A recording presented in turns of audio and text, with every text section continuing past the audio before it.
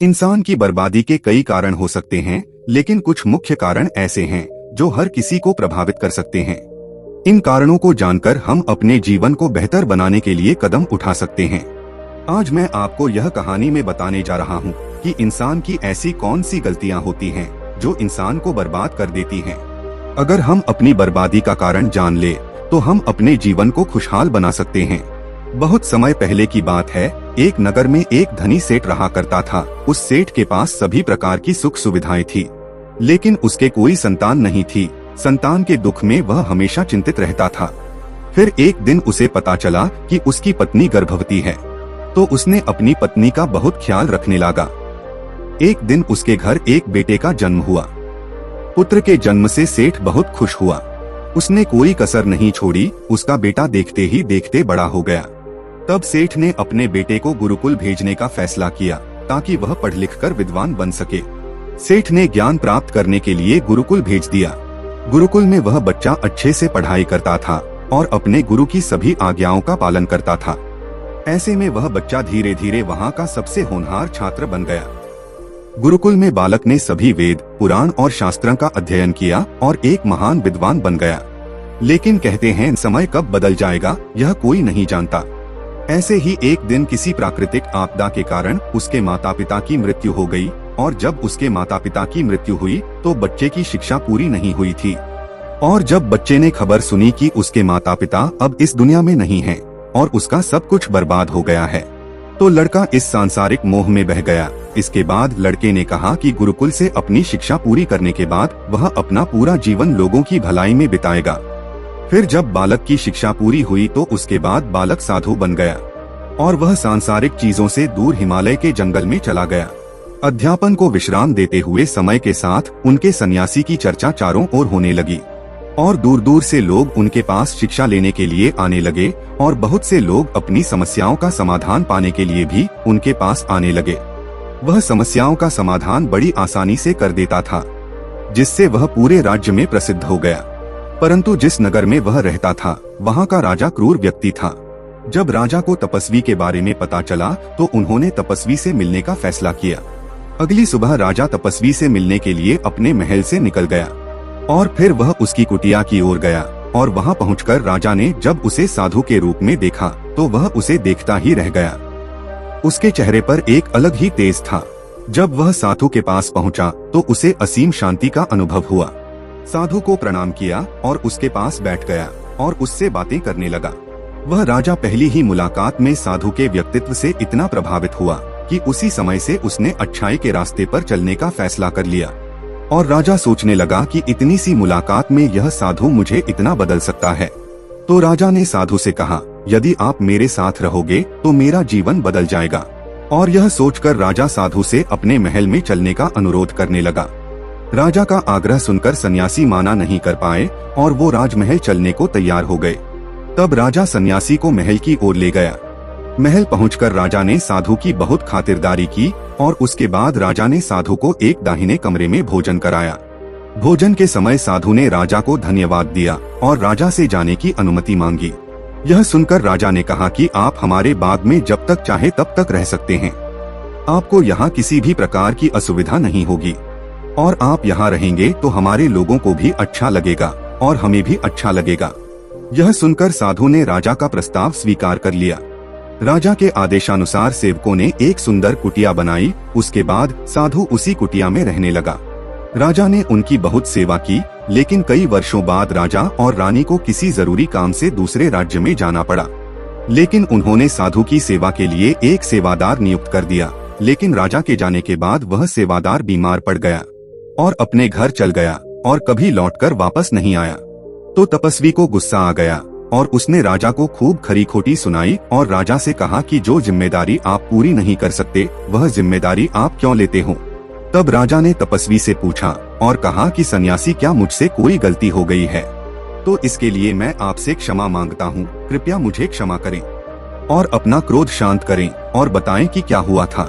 यह सुनकर साधु ने राजा से कहा कि तुम्हारे जाने के बाद मुझे यहाँ किसी ने भोजन नहीं दिया और मुझे कई दिनों तक कष्ट सहना पड़ा।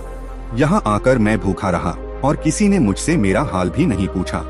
यह सुनकर राजा ने तपस्वी से माफी मांगी और कहा कि आज के बाद ऐसी गलती नहीं होगी। फिर कुछ देर बाद मामला शांत हुआ।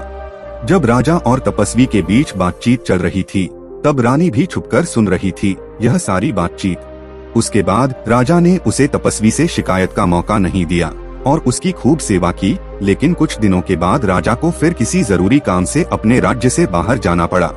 लेकिन इस बार राजा ने राज्य से बाहर जाने से पहले अपनी रानी से कहा कि जब तक मैं न आऊं तब तक तुम स्वयं ही उस तपस्वी की देखभाल करोगी। यह सुनकर रानी बोली, हाँ महाराज, आप अवश्य जाइए, मैं सन्यासी महाराज की अच्छी देखभाल करूंगी। बाद में रानी प्रतिदिन भोजन बनाकर सन्यासी महाराज के पास भेजती थी। लेकिन एक दिन रानी स्नान करने चली गई और साधु को भोजन देना भूल गई। भोजन क्यों नहीं आया? तब साधु ने सोचा कि वह स्वयं महल में जाकर देखेगा कि अब तक भोजन क्यों नहीं आया, और फिर वह महल में पहुंच गया। जब वह महल के अंदर पहुंचा तो वहां उसकी नजर रानी पर पड़ी। रानी के लंबे लंबे घने काले बाल जो कि उसकी कमर पर लहरा रही थी, उसकी कजरारी आंखें जो देखने से ही घायल कर दे, उसकी हिरनी जैसी चाल। रानी के इतने सुंदर रूप को देखकर सन्यासी चकित हो गया और रानी की सुंदरता सन्यासी के मन में घर कर गई और वह वहां से बिना कुछ कहे ही अपनी कुटिया में लौट आया। सन्यासी रानी के रूप की सुंदरता को भुला ना सका और वह खाना पीना छोड़कर अपनी कुटिया में पड़ा रहा। उसने कई दिनों तक कुछ भी नहीं खाया, जिस वजह से वह बहुत कमजोर हो गया। फिर कुछ समय बाद राजा वापस लौटे और जब उसे सन्यासी की हालत का पता चला तो वह सीधे सन्यासी के पास पहुंच गया और बोले कि हे भगवान, क्या बात है, आपको क्या हो गया है और आप इतने कमजोर कैसे हो गए? किस गहरी सोच में डूबे हो? क्या मुझसे कोई गलती हो गई है? तब साधु ने कहा, नहीं राजन, आपने कोई गलती नहीं की है। यह सुनकर राजा बोले, तो फिर क्या बात है, आप मुझे बताएं, मैं आपकी समस्या का समाधान अवश्य करूंगा। यह सुनकर तपस्वी ने राजा से कहा कि आपकी रानी की सुंदरता को देखकर मैं उसकी सुंदरता पर मोहित हो गया हूँ और अब मैं रानी के बिना नहीं रह सकता। यह सुनकर राजा हैरान हो गया और कुछ देर सोचने के बाद राजा ने उस सन्यासी से कहा, मैं आपको रानी दे दूंगा। यह सुनकर सन्यासी बहुत प्रसन्न हुआ। फिर राजा सन्यासी को लेकर महल चला गया और जब राजा और सन्यासी महल पहुँचे तो उस दिन रानी ने अपने सबसे सुंदर वस्त्र और आभूषण पहने थे। फिर राजा रानी के पास गया। राजा ने रानी से कहा कि इस साधु की मदद करनी चाहिए, वह बहुत कमजोर स्थिति में जा चुका है और मैं नहीं चाहता कि एक बुद्धिमान व्यक्ति की हत्या का कलंक मेरे सिर पर लगे। राजा की यह बात सुनकर रानी ने राजा से पूछा कि आखिर इन सन्यासी के इस दुख का कारण क्या है। तो राजा ने रानी से कहा कि सन्यासी आपकी सुंदरता के दीवाने हो गए हैं। राजा की यह बात सुनकर रानी ने कहा कि राजन, आप चिंता मत करिए, अब आप सब कुछ मेरे ऊपर छोड़ दीजिए, मुझे पता है कि मुझे अब क्या करना है। आपके ऊपर ना तो सन्यासी की हत्या का पाप लगेगा और ना ही उससे मेरे पवित्र धर्म का नाश होगा। रानी की यह बात सुनकर राजा ने रानी को सन्यासी को सौंप दिया। उसके बाद सन्यासी रानी को लेकर कुटिया पर पहुँचे। जब रानी सन्यासी की कुटिया पर पहुँची तो रानी ने सन्यासी से कहा कि हमें रहने के लिए घर चाहिए, हम इस झोपड़ी में नहीं रह सकते। यह सुनकर सन्यासी राजा के पास गया और राजा से जाकर बोला कि हे राजन, हमें रहने के लिए घर चाहिए। सन्यासी की बात सुनकर राजा ने उनके लिए घर का प्रबंध कर दिया। फिर सन्यासी रानी को लेकर घर पहुंचा। जब रानी सन्यासी के साथ उसके घर पर पहुंची तो रानी ने सन्यासी से कहा कि यह घर तो बहुत गंदा है और इसकी हालत बहुत खराब है, मैं इस घर में नहीं रह सकती। यह सुनकर सन्यासी फिर से राजा के पास गया और राजा के पास जाकर बोला कि हे राजन, जो आपने हमें घर दिया है उस घर की हालत बहुत खराब है। सन्यासी की बात सुनकर राजा ने उस घर की हालत ठीक करवा दी। उसके बाद फिर रानी घर के अंदर गई और नहा धोकर बिस्तर पर आ गई। तभी साधु भी बिस्तर पर आ गया। फिर उसके बाद रानी ने साधु से कहा कि आप जानते हैं कि आप कौन हैं और क्या बन गए हैं। आप एक महान साधु थे जिनके लिए राजा स्वयं सभी आवश्यक चीजें उपलब्ध कराते थे, जिनके पास दूर दूर से लोग ज्ञान प्राप्त करने आते थे, जो लोगों को सत्य का मार्ग दिखाते थे, जो लोगों की समस्याओं का समाधान करते थे, जिन्हें सभी लोग गुरु मानते थे, जिसे सब लोग भगवान मानकर पूजते थे। और आज आप वासना के कारण मेरे गुलाम हो गए हैं। रानी की यह बात सुनकर साधु को झटका लगा और उसे एहसास हुआ कि वह एक साधु है और यह सब क्या कर रहा है, जो ये सब सुख सुविधाएं छोड़कर शांति की तलाश में जंगलों में चला गया था। साधु जोर जोर से रोने लगा और चिल्लाने लगा और रानी से कहने लगा कि मुझे क्षमा कीजिए महारानी, मैं यह क्या करने जा रहा था, मैं अभी आपको राजा को सौंप कर आता हूँ। सन्यासी की बात सुनकर रानी ने सन्यासी से प्रश्न किया कि साधु महाराज, मेरे मन में एक प्रश्न उठ रहा है, कृपया मेरे प्रश्न का उत्तर दीजिए। रानी की बात सुनकर सन्यासी ने कहा कि पूछो, तुम्हारा क्या प्रश्न है।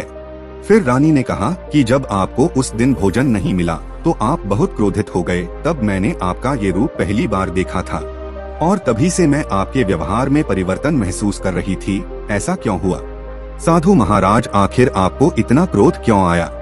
रानी की बात सुनकर सन्यासी ने रानी को समझाया कि जब मैं जंगल में था तो मुझे समय पर भोजन भी नहीं मिलता था, लेकिन जब मैं महल में आया तो महल में आने के बाद मुझे सारी सुख सुविधाएं मिली और फिर मैं इन सभी सुख सुविधाओं के मोह में फंस गया और मुझे इसके प्रति लगाव उत्पन्न हो गया और फिर मुझे इसको पाने का लालच उत्पन्न हो गया और जब मुझे यह नहीं मिला तो मेरे अंदर क्रोध उत्पन्न हुआ।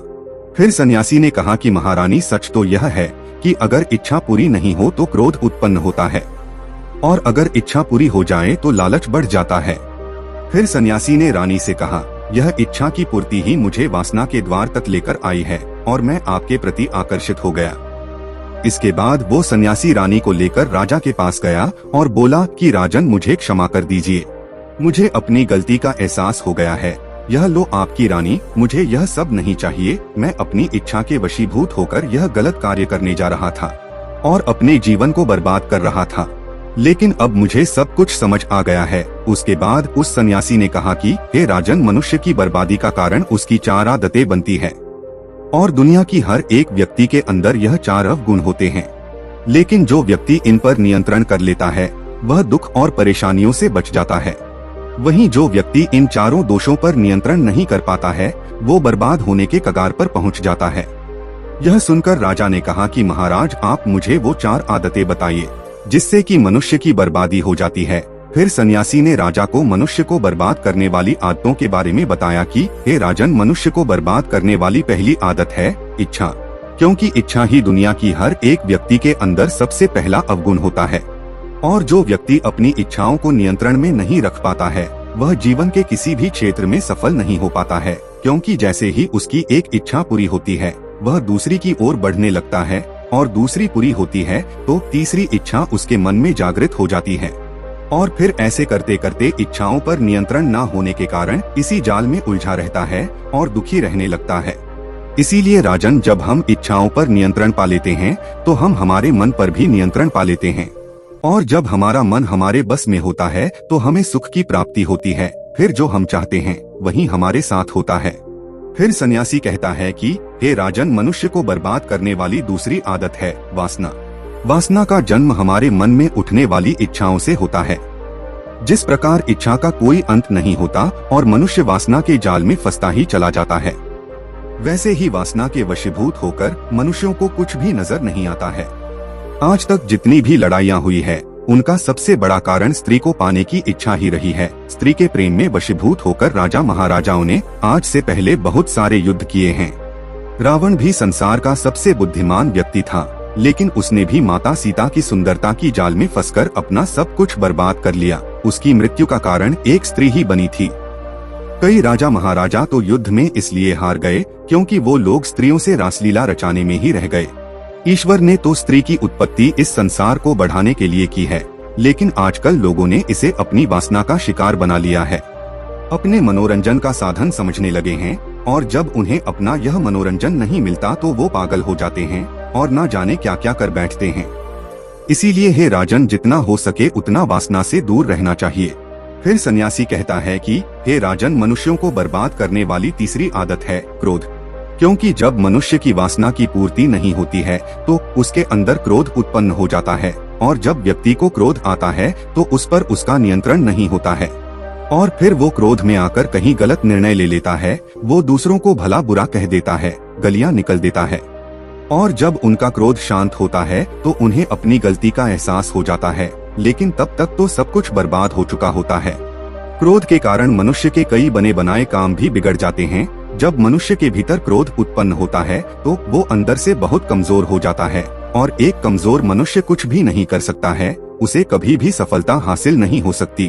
क्रोध हमारे भीतर तनाव को उत्पन्न करता है और अगर एक बार हम तनाव में चले गए तो हमारा पूरा जीवन बर्बाद हो जाता है।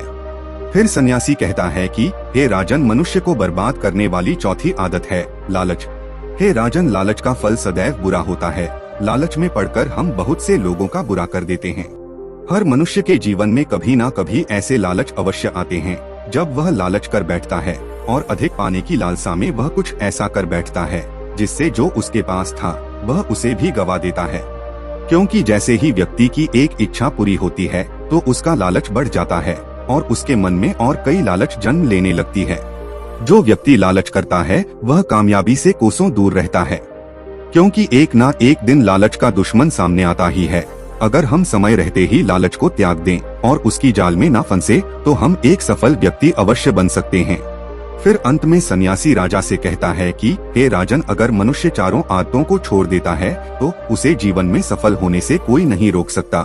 जो इन आदतों को नहीं छोड़ता है उसे जीवन में बर्बाद होने से कोई नहीं रोक सकता। मैं एक सन्यासी होकर इसकी जाल में फंस गया था, तो सामान्य मनुष्य तो इससे बच नहीं सकता। इसीलिए हे राजन, मनुष्यों को इन आदतों से हमेशा बचाना चाहिए।